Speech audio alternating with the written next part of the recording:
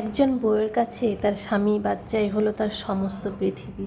কিন্তু দিন শেষে তার কেউ থাকে না, কেউ তার খোঁজ নেয় না, কেউ তার ভালো মন্দ, ভালো লাগা, ভালো থাকা কোনোই খবর রাখে না।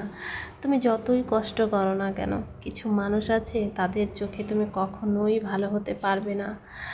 তো আমরা কেনই বা কারোর চোখে ভালো হতে যাব? এটা আমাদের বুঝে নিতে হবে যে আমরা যখন ভালো হতেই পারবো না, তো দরকার নেই, নিজেরাই ভালো থাকার চেষ্টা করতে হবে, তাই না বোনরা? তো আমি এখন দেখো এই শাড়িগুলো যেগুলো রোদ্রে মেলেছিলাম সব তুলে নিচ্ছি, কারণ এটাকে রোদ দেওয়া হয়ে গেছে। তো আকাশে মেঘও হয়ে গেছে, অনেক মেঘ ঘুরছিল, যে কারণে আমি সিঁড়ির এখানেই বসেছিলাম। যে বলা তো যায় না কখন আবার বৃষ্টি চলে আসে, এই কারণেই আমি সিঁড়ির এখানেই বসেছিলাম।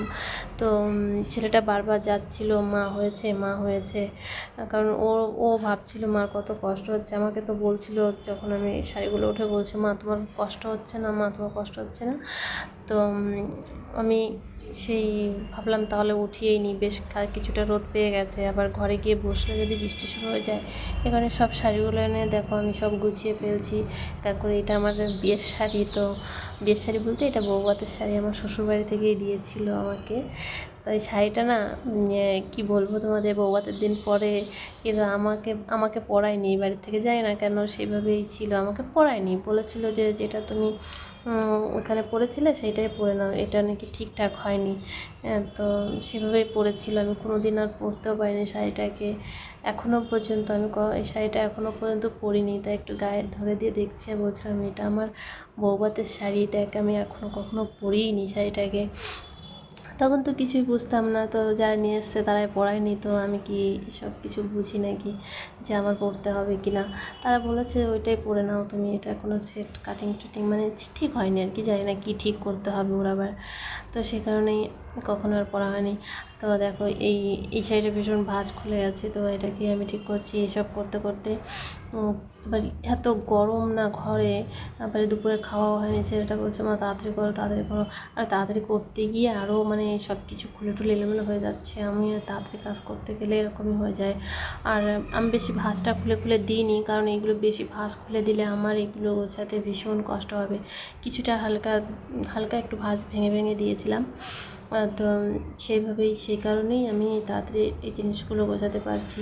তোমরাও কীরকম আমার মতন এসব করো, মানে ভাদ্র মাসে রোদটা লাগাও নাকি, নতুন শাড়ি যেগুলো থাকে ভেতরে আলমারির মধ্যে পড়ে পড়ে থাকে সেগুলো এরকম রোদ দাও নাকি?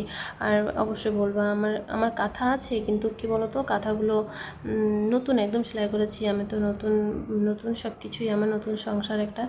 তো এখানে আমার কিছুই নেই, তেমন কিছুই নেই। যা যা আমি নতুন বানিয়েছি সেইগুলোই, তো সেইগুলো রোদ দেওয়ার কিছুই নেই, কারণ সেগুলো কিছুদিন আগেই সব করেছি, তো ওগুলো আর রোদ দেওয়া লাগবে না। তো সব এগুলোই আমি গুছিয়ে নিচ্ছি। আর এই করতে করতেই দেখো বেলা এখন হয়ে গেছে, 4টে বেজে গেছে। আজকে সারাদিন আমার এইসবের মধ্যে দিয়ে কেটে গেছে, 4টে বেজে গেছে, এখনও আমি ভাত খাইনি।